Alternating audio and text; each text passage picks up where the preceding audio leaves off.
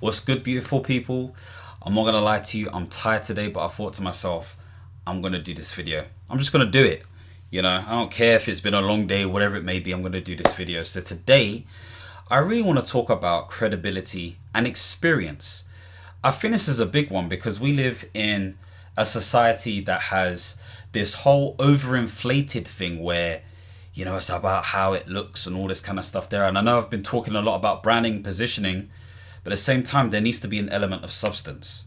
And this is why it's so key to ensure that competence defines your confidence. Now, of course, it is not necessarily a thing in every single scenario, but if you have the skills, it means that you've likely had the experience to try and test those skills. Therefore, you have things to look at and say, yes, I'm actually good at this. Or I can actually do this pretty well. You can actually recite it and talk about it and do it to a certain level. And so, like I said before, we've lived in an industry at the moment or society at the moment where essentially, if you can talk the talk enough, you can kind of get away with it. But we're at a point now where actually that's a difficult thing to do. Why do you think the job market is so hard? Because businesses and organizations want to make sure they're damn this, that they've got the right person for the job. This is why I'm talking about making sure that you have a specialist skill set. It's so key. This is how it all links together. And so competence equals confidence. So the first thing is be clear about what skills you have. And this is how sometimes you may know how well you're doing. So there is something that is developed by the World Economic Forum. I've spoken about this before. It talks about what jobs are needed in the next 5 years or whatever it may be. You may have skills that are aligned to that stuff. If I can find a link, I'll put a description in the box below. But that may give you an idea of what the marketplace is saying in terms of your competency. Now, of course, if your skills are not on there, it doesn't mean you're not competent. It just means you may need validation elsewhere. And so you get validation through testimonials, through what people say, based on the feedback you get when you produce the work that you've done. And so if you've never been in a position where you've actually done any work, you're going to have to think to yourself, okay, do I have to develop these skills? Do I need to do some free work? Or do I need to go back and review what I've done? I did the latter part. I reviewed what I've done. I've also done some free work. I'm doing some free work right now. So I'm a trustee for a really successful charity at the moment. But it's given me that executive experience that I need. Yes, I work directly with directors and all that kind of stuff there in my programs. But being on the executive level is different. I have decided to volunteer for at least 3 years to understand what that looks like. Some of you may be like, forget volunteering. Let me go straight for the bang. Let me be a non-executive director. Yeah, you can do that too if you get that opportunity. The point being made is skills are being developed. In this instance, for me, it is the skill of strategy. It is the skill of risk management. It's the skill of finance management. It's the skill of succession planning. All of this kind of stuff that executives do. So think about what you need to develop, what you need to sort of look back on and review in terms of your competency. And I say this to say that it helps you identify what type of person you are.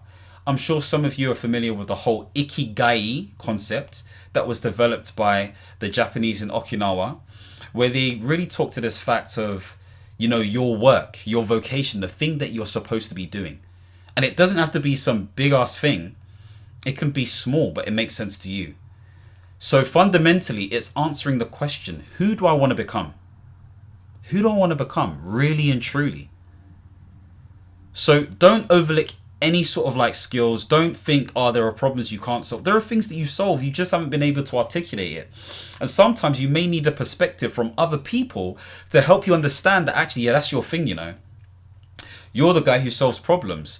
You're the person who's great at organizing. You're the person who helps me with my marketing. Even though you have these little comments here and there, you think it's nothing, it really helps me. You need to be focusing on that stuff. So think about what your thing is, okay? For me, it's funny, I've been doing digital transformation within the NHS for a long time, but I never really attributed it to health tech. And some people may be like, it's not health tech. If it's not a private company, it's not. If it's not part of these different things, it's not health tech. But this is not me saying it, you know. I've had a number of people basically say, oh, health tech. Okay, so you do that, you do that, you do that. So sometimes it comes down to your bubble and your perspective, okay? So don't just be bound by what you think. Actually, it's quite important at times to get feedback from other people, whether it is voluntary or not. If it's unwarranted, sort of like unconstructive feedback, then we don't want to hear that nonsense. But if it's constructive and it gives you new insight, why not? Anyway, so that's the first part. The second thing in relation to this whole aspect of how do you build this credibility is, dare I say it, the brand. Now, I have a funny relationship with this because I don't know if it's about credibility. I think this is more about how you attract people, and it gives people the perception of credibility. That's what a brand does. So if we're playing the game of perception, although you know that you have the skill set and the competency, then it's okay. And to be fair, that shines through your brand. When people are speaking to you, people are able to pick up whether you know your ish or you don't. It's that simple. They can feel it, they can vibe it, they can sense it.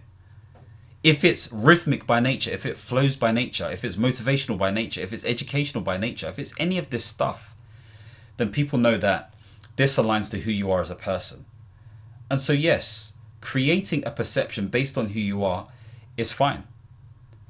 And so this is thinking about, again, if you're in the online space and that's sort of like appealing to you or attractive to you or aligned to your goals, then this really comes down to your online presence. I talk about the LinkedIns. I talk about, well, I don't really talk about the Instagrams and stuff, but you get the picture.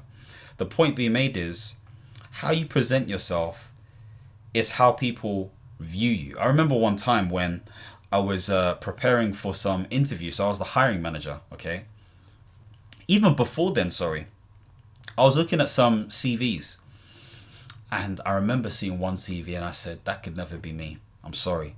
Wow. Terrible CV. Information flying all over the place. It wasn't neat and clean. It was just doing everything wrong. Not ATS friendly at all. And the reason I say it can never be me is because that person wasn't giving themselves a chance. They think they may have because I saw their CV and there's an argument to say, yeah, that is the case. But in this instance, I said, no. At this level? Hey, Charlie, no way. There's no way. So when thinking about things like your CV, that says, to me at least anyway, what type of person you are. And if you can't do those basics right, you're out. You're out. You're going to get annoying people like me going to say you're out. So you have to sometimes think, why do people have to give you a chance? I know that's a weird way of saying it and not necessarily charitable by nature, but why should they? If for example, this is affecting people's lives, or maybe this is affecting people's livelihoods, they want the best of the best. And don't you want to know that you're the best?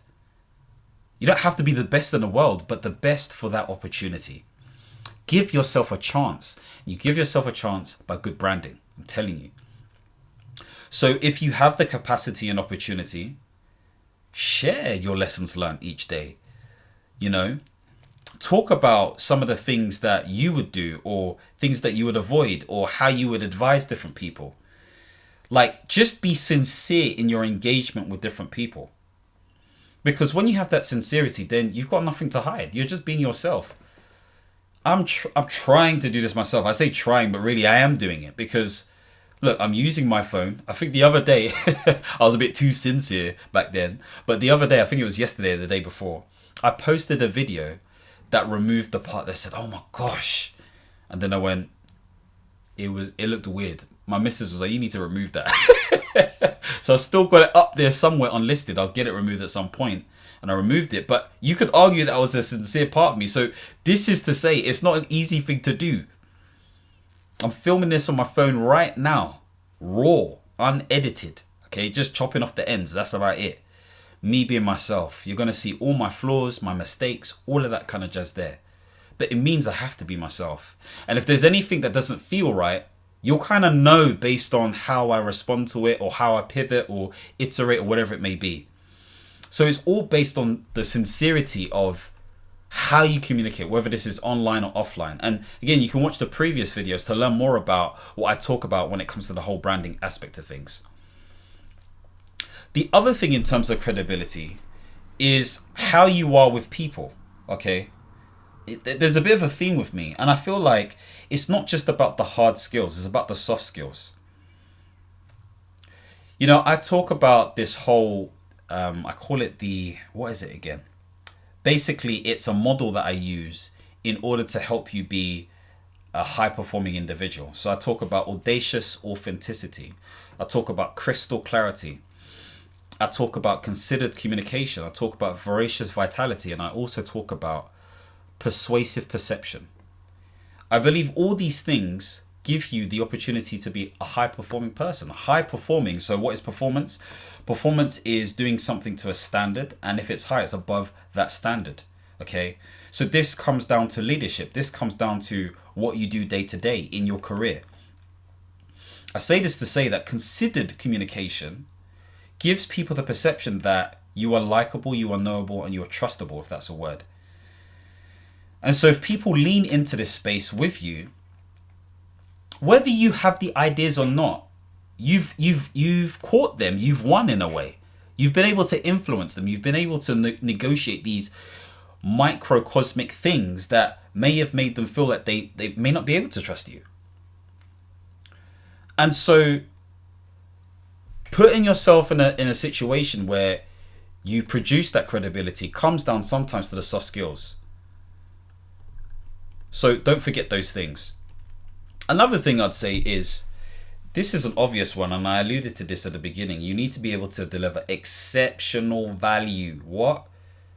Come on, man. Excellence. Excellent. That's what we want. I want you watching this year to be committed to excellence. I have this saying that says commit to a cause. Commitment is the discipline that you take day to day in order to get the achievements that you want. So it's focused on inputs. Okay, it's not just focused on outputs, it's focused on inputs. What do you do day to day? This is why I like talking about routines and not habits. But when it comes down to, again, like, what was I going to say again? I was going to talk about the routines. I was going to talk about, I don't even remember, I'm not even going to try to force it. The point being made is, I was on the roll there, but anyway, the point I was making is that it's about making sure that you, commit to a cause. So commitment I spoke about in terms of discipline and doing things day to day and focusing on inputs, but the cause part resonates. It should resonate with who you are as a person. And that resonance comes from the fact that you're good at something, that you're passionate about something, that you're curious about something, that you are really good at solving a certain problem. That's how you stick to that cause. So commit to a cause. And the cause we're committing to is excellence, because we know excellence attracts opportunities.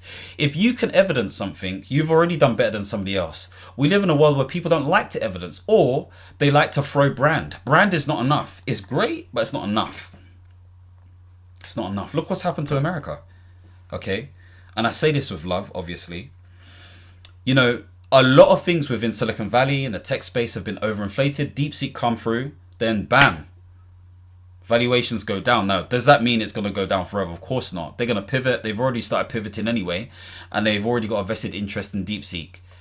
But that kind of highlights the effect that when your brand is attacked a certain way, indirectly or directly, how it affects you as a person, you as a business, you as an organization, whatever it may be. Hopefully you caught what I've said there. So there has to be delivery. You know, when you're first starting a new role, contract, consulting, permanent, what are you going to do in the first 2 weeks? What are you going to do in the first 6 weeks? And what are you going to do in the first 12 weeks?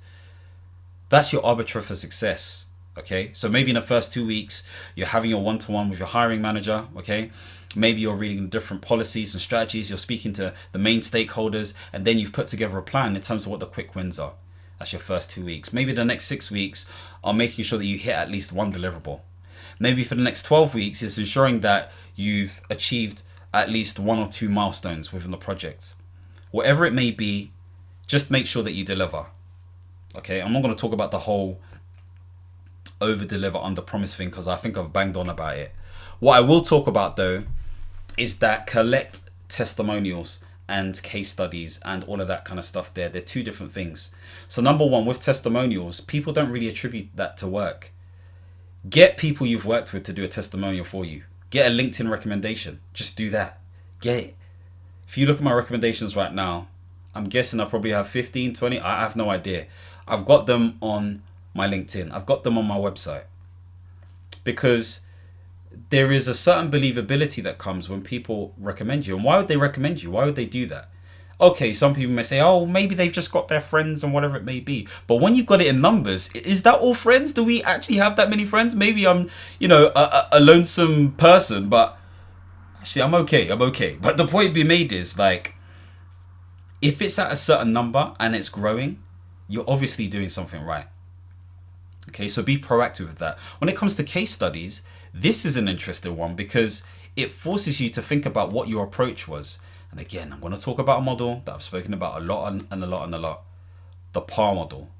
Problem, what strategic problem are you solving? Action, what action are you taking that's aligned to a known methodology within the industry that helps solve the problem?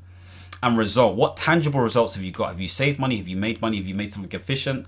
Have you done something qualitative? Throw that in the case studies. Again, if you go to masterygroup.com, so that's MASTERI and then group, you'll see there's a case study section. Can you imagine? Let's just ignore that. And then you can use that as a framework if you want to see an example, okay? Again, another thing that I've noticed, okay, is that when you're out and about, okay, when you've gone to this event, that event, whatever it may be, it doesn't matter if you're good or not, You're credible by the very virtue of the fact that people have spoken to you and seen you. It amazes me, okay? There have been some situations where I've seen that I just know that person doesn't deliver the way they say they do, okay? But because they're present and they're popular and they're about, then there's credibility. So yes, there are different types of credibility. There are credibility that feels very sort of like affirming by nature and has substance. And there is some credibility that isn't real credibility, but people are attracted to you. They have a certain level of trust in you. So understand what that difference is. You obviously want the substance type of credibility so that when you do these other things, it just bangs. When you do see these people who are bussing about and all this kind of stuff there, they don't hold the same substance. You carry a certain energy about you. And it's not some woo-woo stuff. The energy comes from the fact that you know you've delivered, and because you have competence, that seeps into your confidence. And when people are having conversations with you, it's just effortless, and they understand that you're the person who can deliver value for them for their specific problem. It all connects. So if getting substance feels long right now, take the long road, because I'm telling you, if you try to go for something quick, you may be lucky, but who's relying on spontaneous luck? Like, luck needs to be engineered, built, earned. It comes down to the foundations that you're building. First principles, understanding what's my next step, what's my immediate next step that I need to take. So think about all of this stuff. Obviously, having sponsors is a great one. If you have a sponsor, somebody who believes in you and who gets you opportunities and stuff within a career space, that's a great way to do it. Okay? And sponsorship really comes down to two things in my view. Number one, you're really good at what you do, and it's noticeable. And so people just want to be around you. They want to help you. Or two, you're proactive and you seek out sponsors. But again, it's kind of predicated on number one, because if you do a good job, then people are more likely want to invest in you, because why would they want to invest in something that doesn't give them a return? Maybe from their standpoint, they want to say, yeah, I was part of helping them do what they need to do. I was their sponsor. Same goes for a coach or a mentor. And so this is another way of looking at how you can get that credibility. Another thing to also consider, and this is something that people have not, and it's kind of getting a return, if I'm honest with you, because I had a conversation with somebody from New York the other day who just wanted some advice, and they're studying for something at the moment. And they didn't go down the classical route of education, which is perfectly fine, but they are studying to position themselves within the IT space. Yeah, it makes sense, because jobs are hard to get right now. And so what allows you, anything that helps you stand out, why not? Now, it doesn't mean that you have to do, vocational studies or additional learnings or qualifications. But I'm one of those people who believes that still helps. This is why I talk about MSP. This is why I talk about change management. That stuff, I believe, shows credibility, because I talk the talk, I walk the walk, I've done the stuff. It's not going to be applicable to everyone.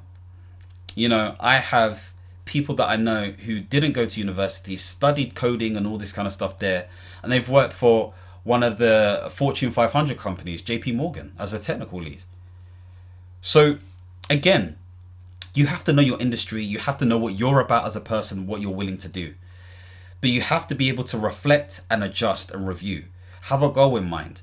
Take action on that goal. See what happens, review, make iterations, go again. And I guess the final thing I want to say is that be yourself. Be sincere. Notice I'm not saying authentic. We've used that word a lot. I may say it at some point, but be sincere. Be sincere. It's about being honest to yourself and being as honest to others as possible. It's not about ego, gang. Ego is not bad, because we need ego from a psychological standpoint to achieve, but too much of it can overinflate us. We need to be grounded based on what makes sense for us. And so you need to commit to something known as authentic living, not self-alienating yourself, and not heavily being influenced by external factors, making your own decisions, which means that you understand what's important to you, and therefore those decisions are aligned to something that makes sense moving forward. This is why it's important for you to understand who you want to become. This may not necessarily sound like career, but this all links to career, I'm telling you. It all links to career, because it's important for you to align yourself to this stuff so that when it does come to opportunities, you're ready. Then you're lucky. And this is the game that I'm trying to get people to see. I'm still on this journey myself. I'm not going to act like I'm no expert. However, there are some things that I'm learning that I want to impart with you guys, just in case it may help you, whether you're above me, below me, whatever that may be in terms of a metric. I don't really care. It doesn't really matter. If it helps, it helps. So let me know if this has helped or has given some insight, or if you've got any sort of advice or things that you want to share with other people. So feel free to leave your comments below. And if you want to see more things centered around portfolio careers, life management, resilience, contracting careers, then don't forget to subscribe and hit the notification bell. And as always, my friends, understand, reach, and expand. Peace.